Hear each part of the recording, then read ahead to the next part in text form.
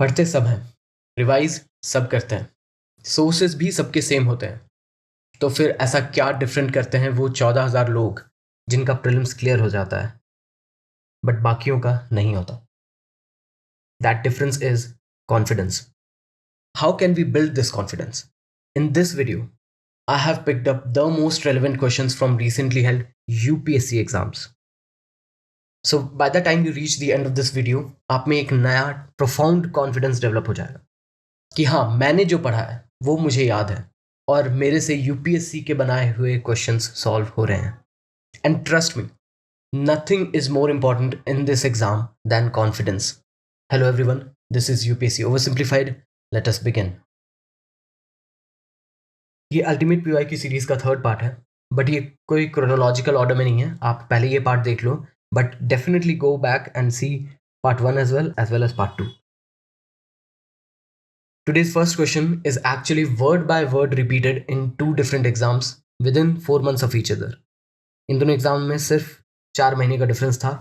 ये अक्टूबर में हुआ था, ये फरवरी में this year. Which of the following statements regarding Galapagos Islands in the Pacific Ocean is are correct? 1. They are formed due to volcanic activity. 2. They are part of the South American nation Peru. मैं 10 seconds रुक रहा हूँ, आप attempt करो इसको.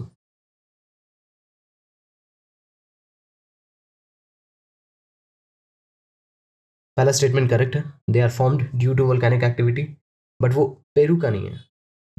दे are under the control of Ecuadorian government, Ecuador. Okay, so इसका answer क्या है? A1 only.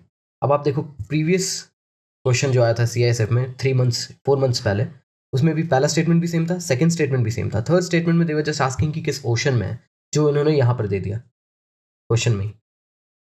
सो ऐसे ही क्वेश्चन डिफिकल्ट है, करंट अफेयर्स पे है. गैलापागोस आइलैंड्स बहुत फ्रीक्वेंटली न्यूज़ में रहता है. इवन प्लानट अर्थ, जो मैं बार बार रिकमेंड करता हूँ, प्लानट अर्थ 2 के एक एपिसोड में they had seen, I am pretty sure किसी सोशल मीडिया में आपने वो सीन देखा होगा कि एक इग्वाना, एक जो मॉनिटर लिजर्ड है, उसे कई स्नेक्स दौड़ा रहे हैं एंड हाउ ही सर्वाइव्स. वो पर्टिकुलर क्लिप इसी गैलापागोस आइलैंड्स का था. बट एनी पर्सन जिसने प्रीवियस ईयर क्वेश्चन किया है of a different UPSC exam, सारे यूपीएससी एग्जाम का सेम ईयर के क्वेश्चन जिसने सॉल्व किए, वो जियो साइंटिस्ट में जब जो भी स्टूडेंट बैठा होगा उसका ये क्वेश्चन सही हो गया होगा. क्यों? क्योंकि उसने CISF के क्वेश्चन सॉल्व किए. लाइकवाइज सिविल सर्विसेज के लिए हम लोग ये सारे एग्जाम्स के क्वेश्चन सॉल्व करेंगे जो भी रिलेवेंट है सिविल सर्विसेज के लिए. We will solve all of them. क्यों? क्योंकि यूपीएससी क्वेश्चन रिपीट करता है. Next question, in which sphere of the atmosphere is harmful ultraviolet radiation from the sun absorbed? मैं 5 सेकेंड्स रुक रहा हूं.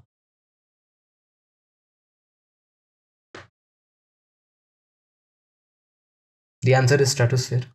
देखा कितना easy question. UPSC easy questions पूछते हैं, कॉम्बिनेशन होता है उनका, इतने इजी, इतने मॉडरेट और इतने tough questions. You have to make sure कि इजी क्वेश्चंस एक भी गलत ना हो. आपके इजी क्वेश्चंस पे सबसे बड़ा फोकस होना चाहिए. सबसे ज्यादा टाइम स्पेंड करोगे आप क्या करने के लिए? इजी क्वेश्चंस को करेक्ट करने के लिए. इसलिए मैं बोलता हूँ सोर्सेस लिमिटेड, बार बार रिवाइज करना है. ओके, टफ क्वेश्चंस जो है ना वो सबके लिए टफ होता है. इस टाइप के जो इजी क्वेश्चंस होते हैं ना, ये पेपर में रहते हैं, एवरी ईयर रहते हैं. सब बोलते हैं कि 2023 का पेपर बहुत टफ था टफ. ओवरऑल टफ क्वेश्चंस का काउंट बढ़ा है, बट फिर भी उसमें काफी इजी क्वेश्चंस थे, वो नहीं गलत कर. Next question, which of the following statements regarding tropical deciduous forests in India is are correct? 1. They are the most widespread forests in India. They spread over regions which receive annual rainfall between 70 to 200 centimeters. 10 seconds.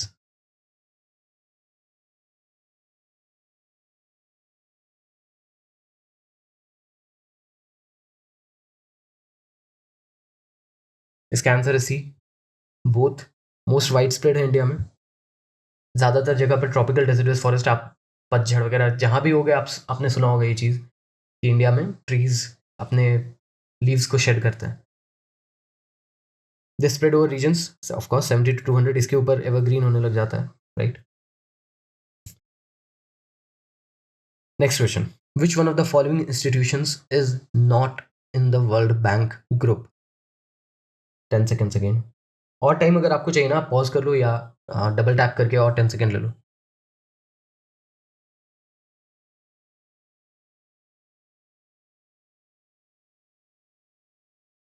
इसका answer है IPFSD. World bank group, इसमें क्या है, इसमें 5 organisation है। कौन कौन से ऑर्गेनाइजेशन है? ये है, मीका है, आईएफसी है, एंड सबसे इंपॉर्टेंट जो वर्ल्ड बैंक है, world bank itself is actually 2 banks, 2 organisations मिलकर वर्ल्ड बैंक होते हैं। वर्ल्ड बैंक ग्रुप, ये 5 ऑर्गेनाइजेशन है।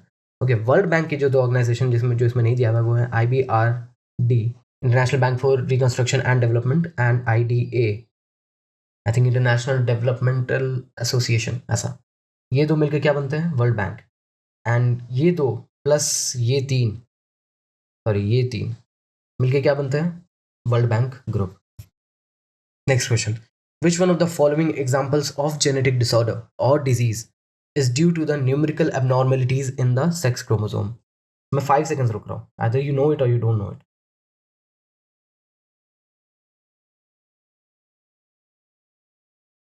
ये थोड़ा टफ क्वेश्चन था। इसका आंसर है टर्नर सिंड्रोम। ओके, ये मैंने अपने साइंस एंड टेक कोर्स में पढ़ाया था। ये साइंस एंड टेक कोर्स का एक स्लाइड है जिसमें मैंने ये चीज़ दिखाया था। डाउन सिंड्रोम में क्रोमोसोम 21 में एबनॉर्मेलिटीज होते हैं। टर्नर सिंड्रोम में सेक्स क्रोमोसोम में क्या, एक वो विमेन जिनमें एक एक्स क्रोमोसोम मिसिंग है, instead of having 46 chromosomes they have 45। Okay, Klinefelter syndrome में एक एक्स्ट्रा होता है, 46 की जगह 47 होता है। आप देखो यहाँ 47 लिखा हुआ है।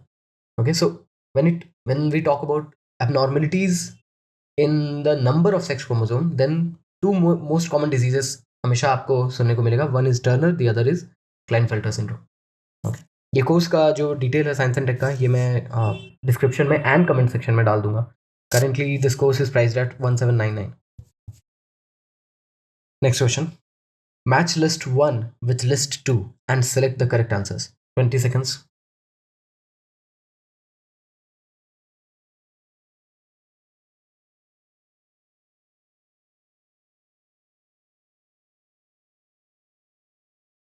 आंसर इसका ए। अब इसका सोर्सेस मैं बता देता हूँ, सिंस ये हिस्ट्री है, इसमें there is nothing to explain. ये दिया हुआ है एनसीईआरटी में। अलग अलग एनसीईआरटीज में आपको 6, मैंने कई बार बताया क्या क्या पढ़ना है। 6 का पढ़ना है, 7 का, 8 का एंड 12th का एनसीईआरटी पढ़ना है हिस्ट्री का। ओके, बीच के स्किप कर सकते हो आप। इनमें से किसी में दिया, एग्जैक्टली किस में है मुझे भी याद नहीं है, बट डेफिनेटली एनसीईआरटीज में ये दिया हुआ है। इसके बियॉन्ड नितिन सिंह आने में एक अच्छा सा अपेंडिक्स बना के सारा ट्रैवलर्स का डिटेल दिया हुआ है and which books they have written, तो that is also pretty good. And I think Tamil Nadu history books में भी कुछ ट्रैवलर्स का मेंशन है, जैसे कॉन्टी जो पोर्टुगीज ट्रैवलर्स, इस टाइप के कुछ ट्रैवलर्स का डिटेल दिया हुआ है। Okay, next, as per the constitution of India which one among the following is correct? The Comptroller and Auditor General of India is appointed by the President of India and remains in office during the pleasure of the President. Administrative expenses are charged on the Contingency Fund of India. The reports of the CAG relating to accounts of the Union and states are submitted to the President of India. The President of India shall cause the reports of the CAG relating to the accounts of the Union to be laid before each House of Parliament. 10 seconds. आप और time ले लो pause करके, अगर दोबारा पढ़ने का ज़रूरत लग रहा है तो।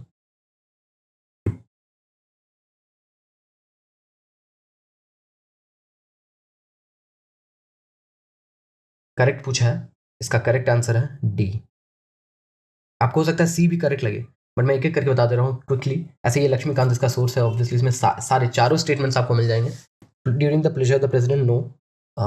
Second statement, not contingency fund of India. Contingency क्या होता है? इमरजेंसी, इस तरह से सोचो। तो कंटिजेंसी फंड ऑफ इंडिया पे वो क्यों चार्ज होगा? It's consolidated fund, consolidated. Okay, so that was wrong. Third statement is relating to accounts of union and states are submitted to the for union president, but for states governor को submit करता है। CAG ही देखते हैं states का भी, but governor को submit करते हैं, ना कि प्रेसिडेंट को। So that was wrong and D में सारी चीज़ें सही हैं। Who among the following is the author of the book Raj Tarangini? 5 seconds. The correct answer is Kalhan. ये मल्टीपल सोर्सेज में बहुत जगहों पर दिया हुआ है, एनसीईआरटीज में दिया हुआ है एंड नितिन सिंघाना में भी दिया हुआ है। Consider the following statements. A special provision was made in the Constitution of India by the Constitution 89th Amendment Act 2003 to establish National Commission for Scheduled Tribes, National Commission for Backward Classes, National Commission for Minorities, and National Commission for Scheduled Castes are constitutional bodies. National commission for women is not a constitutional body, not correct पूछा है, ठीक है, 10 seconds.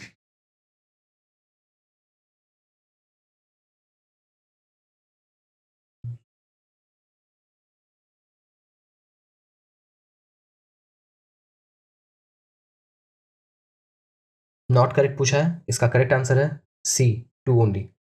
Okay, national commission for minorities क्या constitutional body है? नहीं है, तो ये स्टेटमेंट गलत है एंड वही हमें पूछ रहा है। ओके, ये स्टेटमेंट करेक्ट है एंड ये स्टेटमेंट भी करेक्ट है। Which of the following statements regarding groundnut cultivation in India are correct? Groundnut is a rabi crop. Gujarat is an important state. 10 seconds.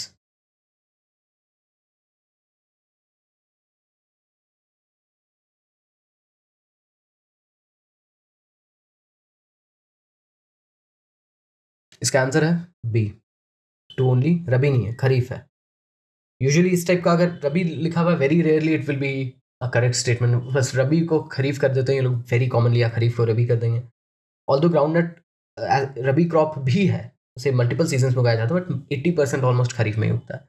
And Gujarat is the most important state. ये कहाँ है, इसका sources क्या है? NCERT, human geography, class 11-12 वाले जो human geography है, 11th या 12th किसी एक में जिसमें भी है वो आप देख सकते हो। Which one among the following diseases does not yet have any effective vaccine? 10 seconds.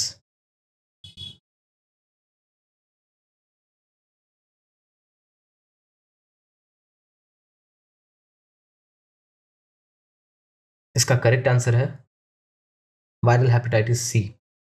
Okay, chicken pox का तो वैक्सीन है, सारे पॉक्स के ऑलमोस्ट वैक्सीन, पॉक्स, मीजल्स, इस पूरा कैटेगरी ऑफ डिजीजेस के वैक्सीन हैं।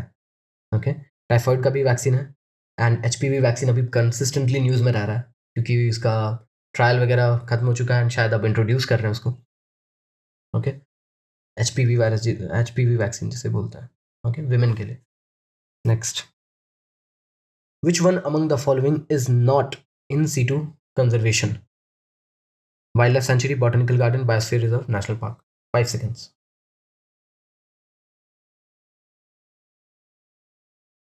इसका आंसर है बॉटनिकल गार्डन। इन सीटू का क्या मतलब होता है? जहां पर था वहीं पर कंजर्व करना, कहीं और ले जाकर नहीं कर रहा। सो फॉर एग्जाम्पल, जू, इज अ जू इन सीटू कंजर्वेशन? नो, क्योंकि एनिमल्स को उनके वाइल्ड लाइफ एरिया से हटाकर एक नई जगह पर रखा जा रहा है, ex situ. Okay, in situ का यही मतलब होता है, जहां पर है ओरिजिनल लोकेशन वहीं पर उन्हें कंजर्व करना is in situ. So wild life obviously, biosphere reserve yes, national park भी yes, botanical garden no. Mangroves represent epiphytic vegetation, salt tolerant vegetation, floodplain vegetation, playa vegetation. 5 seconds. इसका answer है B, salt tolerant. Obviously mangroves सबको पता है हमें, वो coast के किनारे होते हैं, सॉल्ट वाटर टॉलरेट करते हैं। Not a very difficult question. आप देखो कि जियो साइंटिस्ट जो है ना, ये मास्टर्स लेवल पे रिक्रूट करता है, मास्टर्स जिन्होंने कर रखा है, and still they ask questions like these. तो मैं ये बताना चाह रहा हूँ कि even the most difficult exam जो है ना यूपीएससी का, वो है जियो साइंटिस्ट। ऑलमोस्ट आप बोल सकते हो कि this is the most difficult exam and even there they ask you easy questions. ऐसा नहीं है कि एकदम द मोस्ट टफेस्ट उठाकर पूछते हैं, ऐसा नहीं है। ओके, आपका फोकस इजी क्वेश्चंस पे होना चाहिए। This is one of the, which one of the following Tamil texts deals with grammar? Again CISF AC का है, this is a very easy question. 5 seconds. Answer is Tolkappiyam. ये सारे तमिल टेक्स्ट ही हैं, चारों के चारों। You must have heard it multiple places. NCERT में है, मल्टीपल एनसीईआरटीज में है, नितिन सिंघानिया में है, and Tamil Nadu of course history text book में भी है। Fold mountains are formed in which type of tectonic settings? 5 seconds. इसका आंसर है B, convergent. Again very easy question, multiple geographical books में आपको मिलेंगे, कोई भी ज्योग्राफी का बुक उठा लो, कोई भी एनसीईआरटी में मिल जाएगा। कन्वर्जेंट बाउंड्रीज क्या होते हैं? जब to plates moving towards each other क्या होता है? कन्वर्जेंट होता है। डाइवर्जेंट क्या होता है? When they are moving away from each other. Usually कहाँ होता है? ओशन में। ओशन फ्लोज दूर एक दूसरे से जा रहा है, तो क्या होता है? उसे ओशन का सी फ्लोर स्प्रेडिंग बोलते हैं, जिससे क्रस्ट बनता है। करेक्ट, ये सारी बहुत बेसिक चीज़ें हैं, पता होना चाहिए। Which of the following statements about GPAI, global partnership on artificial intelligence, is or are correct? It is a multi-stakeholder initiative which aims to bridge the gap between theory and practice on AI by supporting cutting-edge research. Second statement, the annual GPAI summit was held in New Delhi in December 2023. 10 seconds.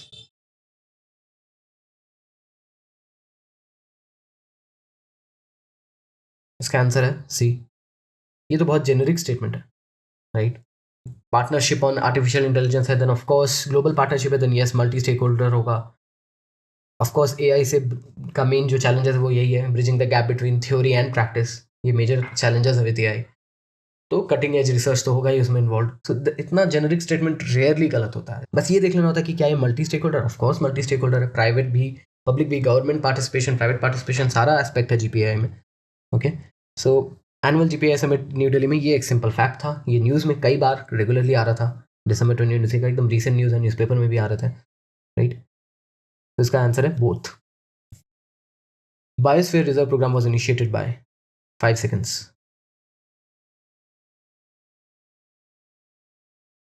Easy है. MAB program of UNESCO, Shankar IAS book में clearly दिया हुआ है. Which one among the following statements regarding ecotone is correct? मैं और 5 seconds रुक रहा हूँ. The answer is it represents a transitional region between two ecosystems. अब बाकी ऑप्शंस देखोगे ना तो ridiculous ऑप्शंस है. यूपीएससी कभी कभी करता है ना, to make a question easy they will add options जो आप very easily eliminate कर पाओ, कि वो तो हो ही नहीं सकता. जैसे ecologically perfect, what does that even mean?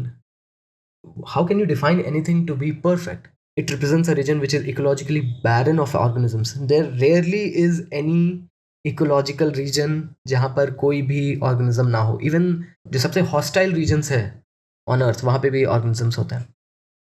Keibul Lamjau National Park is located in which of the following wetlands? 5 seconds. बहुत ही easy question था. Answer is Loktak Lake of Manipur. सिर्फ नाम से भी आप देखो ना, केबुल लामजाओ, अगर आपने न्यूज़ में नहीं देखा है या if you don't remember this, मैंने बहुत सारे डॉक्यूमेंट्रीज रिकमेंड किए थे फॉर दिस. जैसे वाइट स्कोप में जो टेलीग्राम पे डालता हूँ एवरीडे, उसमें मैंने एक डॉक्यूमेंट्री रिकमेंड किया था, इंडिया फ्रॉम अबव.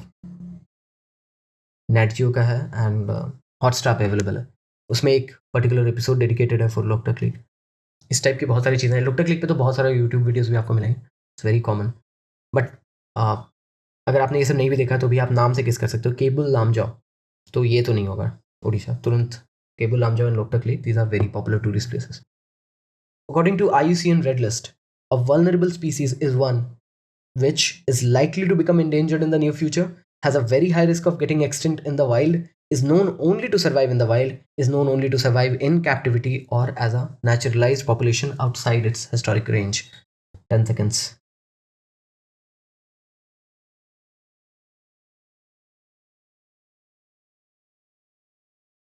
इसका आंसर है ए. वल्नरेबल कम होता है, कम खतरे में है. इंडेंजर्ड उससे ऊपर खतरे में है. तो वल्नरेबल के ऊपर आता है इंडेंजर्ड, इसके ऊपर आता है क्रिटिकली इंडेंजर्ड. ओके, बाकी ऑप्शन एक बार क्विकली देख लेते हैं कि क्यों नहीं होंगे. Is only to survive in the wild, ऐसा कोई कैटेगरी ही नहीं होता IUCN रेड लिस्ट में. सो ये तो नहीं हो सकता, डेफिनेटली सबसे पहले एलिमिनेट हो गया. सो फिर डी देख लेते हैं. Is only to survive in captivity, ये है, this is a category, but वो वल्नरेबल नहीं. ये तो आप समझो सिर्फ कैप्टिविटी में बचे हैं, तो मतलब इंडेंजर्ड से भी एक ऊपर जा चुका है, क्रिटिकली इंडेंजर्ड से भी ऊपर जा चुका है.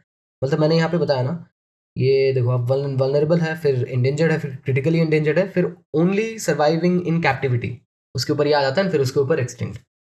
Okay, has a very high risk of getting extinct in the wild, वो क्या है? वो है critically endangered. Next question. The ancient city of Takshila is situated in which one among the following provinces of Pakistan? यहाँ पे आपको logical गेसिंग करना है. Okay, 5 seconds. इसका आंसर है पंजाब. आप अगर पाकिस्तान का मैप देखोगे ना, no, it's not very well made, but yeah. So इसमें कुछ नॉर्मल सा आइडिया होना चाहिए कि कुछ कुछ चीज़ें किस साइड पे है. जैसे नॉर्थ वेस्ट फ्रंटियर प्रोविंस जो था वो इस साइड पे होगा, ये इलाका पंजाब होगा, राइट? ये इलाका सिंध होगा, ये इलाका बलूचिस्तान होगा. ओके, ये बलूचिस्तान, ये सिंध, ये पंजाब. ओके, इस तरह से बहुत नॉर्मल सा आइडिया रखना है, ऐसे बहुत ज़्यादा आइडिया रखने की जरूरत नहीं है। सिंध हमें क्यों पता है? क्योंकि गुजरात से सटा हुआ था, हिस्ट्री में भी आप पढ़ोगे कई बार, बहुत सारी चीज़ें एक्सचेंज हो रही थी वहाँ पर। पंजाब ऑब्वियसली वी नो कि स्प्लिट हुआ था between India and Pakistan. Okay, so यहाँ पे Takshashila it was easy 50-50, Punjab या सिंध में कोई एक होता, क्योंकि Khyber Pakhtunkhwa is NWFP, and then Balochistan of course जो ईरान से सटा हुआ इलाका है, which is this part, this is Balochistan. Next, which one of the following is the energy source of stars? 5 seconds.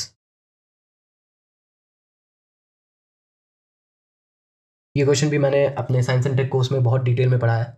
Not just this question, पूरा entire life cycle of stars, stars कैसे function करते हैं, all of that. पूरा एक pillar dedicated है to you the universe. 3 pillars हैं, जिसमें pillar 1 सिर्फ universe, space and space technology पे हम लोग डिस्कशन करते हैं फर्स्ट पिलर में। The answer is nuclear fusion. Nuclear fusion क्या होता है? हाइड्रोजन प्लस हाइड्रोजन मिलकर क्या बनते हैं? Helium. Next question, which is the only country in the world to officially proclaim the gross national happiness as the measure of the country's progress? 5 seconds. इसका answer है भूटान। कई बार हम लोग न्यूज़ में सुन चुके हैं directly. I wouldn't say current affairs, but हाँ contemporary news है, कंटेम्प्रेरी न्यूज़ से ये question. Which of the following are included in the definition of narrow money? Currency with the public, demand deposits, other deposits with Reserve Bank of India, and bankers deposits with Reserve Bank of India. 10 seconds. Slightly difficult, ये moderate level question है, moderate.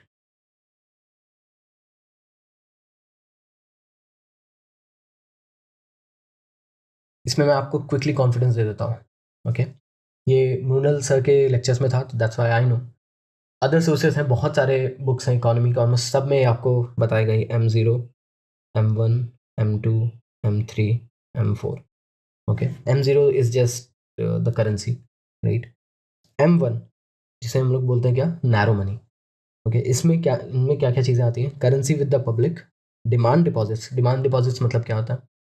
Fixed time नहीं है उनका ये होने का, mature होने का। बेसिकली आपका FD जो है, रिकरिंग डिपॉजिट्स जो है, ये आपका डिमांड डिपॉजिट हो, ये टाइम डिपॉजिट हो गया। जो बैंक में आपके पैसे पड़े हुए हैं सेविंग्स अकाउंट में, वो आपके क्या हो गए? Demand deposit. ओके, तो करेंसी एंड बैंक में जितने पैसे पड़े हैं वो इसका हिस्सा होता है, एकदम सबसे बेसिक डेफिनेशन। इसके अलावा RBI का जब आप डॉक्यूमेंट देखोगे RBI.org पे, उसमें आपको नजर आएगा कि other deposits with reserve bank of India, ये भी इसका पार्ट है, M1 का डेफिनेशन का पार्ट है। तो that is exactly what they were going for here. वो लोग यही टेस्ट करना चाह रहे थे कि क्या आपको ये पार्ट पता है या नहीं। आंसर है C। जो bankers deposit with reserve bank of India है ना, ये M0 में काउंट होता है अलग से। ओके, बट इसमें नहीं होता है। Which of the following is are the effects of devaluation or depreciation of currency? यहाँ पर 4 स्टेटमेंट है, और आप बहुत ही एक इंटरेस्टिंग ट्रिक मैं बताऊंगा जिससे ये क्वेश्चन सॉल्व हो जाएगा, इवन इफ आपको पूरा क्लैरिटी के साथ नहीं भी पता हो तो भी। ये 2 स्टेटमेंट्स एंड ये 2 स्टेटमेंट्स एक दूसरे के ऑपोजिट बोल रहे हैं। मतलब ऐसा कोई भी स्टेटमेंट, अगर ऐसा कोई भी ऑप्शन हो, 2 तरह के ऑप्शंस आप डायरेक्टली इस क्वेश्चन से एलिमिनेट कर सकते हैं। ऐसा कोई भी ऑप्शन हो जिसमें 1 and 2 साथ में हो, या 3 and 4 साथ में हो, तो आप एलिमिनेट कर सकते हो। ऑल्दो UPSC ने ऐसा नहीं किया है यहाँ पे। नॉट जस्ट दैट, एडिशनली ऐसा कोई भी क्वेश्चन हो जिसमें कोई एक ही स्टेटमेंट इनमें से पिक किया हो, इन दोनों से कोई एक और यहाँ से कोई एक आएगा ही आएगा ऑप्शन, दोनों एक दूसरे के काउंटर हैं, एंड डिप्रिसिएशन या डिवैल्यूएशन ऑफ करेंसी में दोनों पे इम्पैक्ट पड़ता ही पड़ता है। तो डेफिनेटली कोई या तो बढ़ेगा या घटेगा, या तो इम्पोर्ट बढ़ेगा या फिर एक्सपोर्ट बढ़ेगा, या इन्फ्लेशन बढ़ेगा या फिर इन्फ्लेशन घटेगा। ऐसा हो नहीं सकता कि कोई एक चीज़ ना हो। तो दोनों से एक एक रिस्पॉन्स तो आ ही रहे हैं, यहाँ से कोई एक आएगा, यहाँ से एक आएगा, इन 2 सेट्स में से। बट यहाँ पर आप देखो, ये एक ऑप्शन में एक ही है, फर्स्ट 1 and 2 से कुछ भी नहीं ले रहे हैं, दैट विल नेवर हैपन। तो ये एलिमिनेट हो गया डायरेक्टली। अब आपके पास 3 ऑप्शन हैं। अब आप इस तरह से आप कंसेप्ट वाइज सोचो। पहले $10 पे, $1 का वैल्यू ₹80 था। अभी $10 पे आपको 800, आपने $10 का एक सामान एक्सपोर्ट किया और आपको इसके बदले ₹800 मिले। बट डिप्रिसिएशन हुआ करेंसी का डिप्रिसिएशन हुआ, रुपए का वैल्यू घट गया। उससे क्या हुआ? आपको ₹800 की जगह ₹900 मिल रहे हैं फॉर द सेम थिंग। आपने जो भी चीज़ एक्सपोर्ट किया, आपको वो चीज़ बनाने में घर पर लग रहा था ₹200, और आपने उसको ₹800 में एक्सपोर्ट कर रहे थे। अब भी आपको ₹200 ही लग रहा है, लेकिन आपको ₹100 ज़्यादा मिल रहा है। मैजिकल हुआ ना? एक्सपोर्टर्स के लिए बेनिफिट हो जाता है। मतलब एक्सपोर्टर्स के लिए बेनिफिट बढ़ता है, देन एक्सपोर्ट्स इंक्रीज होता है उस कंट्री का because of this devaluation. And that is why China जो है वो आर्टिफिशियली अपना करेंसी को वीक करके रखता है, कमजोर करके रखता है, because weak currency is good for exports, and export करने से आपका क्या होता है, आपका फॉरेक्स बढ़ता है, फॉरेन रिजर्व, जिससे आपका सॉफ्ट पावर बढ़ता है, and that is why China is so powerful, and अपना इस फॉरेक्स को यूज करके वो इन्फ्लुएंस करता है policy decisions in rest of the world. Okay, so that I just gave this as an example कि devaluation of a currency might actually be a good thing for that country, ऐसा भी होता है. सो devaluation से क्या होगा, increase होगा exports. सो ये स्टेटमेंट सेकंड करेक्ट है, एक्सपोर्ट्स इंक्रीज होगा. बट अब यहाँ पे 900 रुपये है आपके पास, तो आप थोड़ा ज़्यादा अमीर हो गए, राइट? जबकि रियल वैल्यू क्या था, रियल वैल्यू अभी भी $10 ही है. मतलब डिमांड और सप्लाई के कर्व में आप देखोगे तो आपके पास पैसे ज़्यादा हैं, एंड ऐसे बहुत सारे एक्सपोर्टर्स हैं, सबके पास पैसे बढ़ गए, तो डिमांड जो है वो बढ़ जाएगा, सप्लाई, डोमेस्टिक सप्लाई तो सेम ही है सारी चीज़ों का, दाल चावल वगैरह का. So that way inflation will increase, domestic inflation will increase. So statement 3 is correct. Correct answer is C, 2 and 3. I hope कि ये वीडियो देखकर आप में कॉन्फिडेंस में बूस्ट आया होगा, डेफिनेटली. ओके, जब भी आप यूपीएससी के बनाए हुए क्वेश्चन सॉल्व करोगे डेफिनेटली कॉन्फिडेंस इंक्रीज होगा. In case you have not seen the previous 2 parts, go ahead and C those videos, आपका ये कॉन्फिडेंस और बढ़ेगा, प्लस होगा. Okay, so go solve those 2 videos, उसमें आप पॉज कर करके क्वेश्चन खुद से पहले सॉल्व करो, फिर एक्सप्लेनेशन सुनो. ओके, पार्ट 1 एंड पार्ट 2, ठीक है? So see you guys in part 4 of this video. Thanks for watching.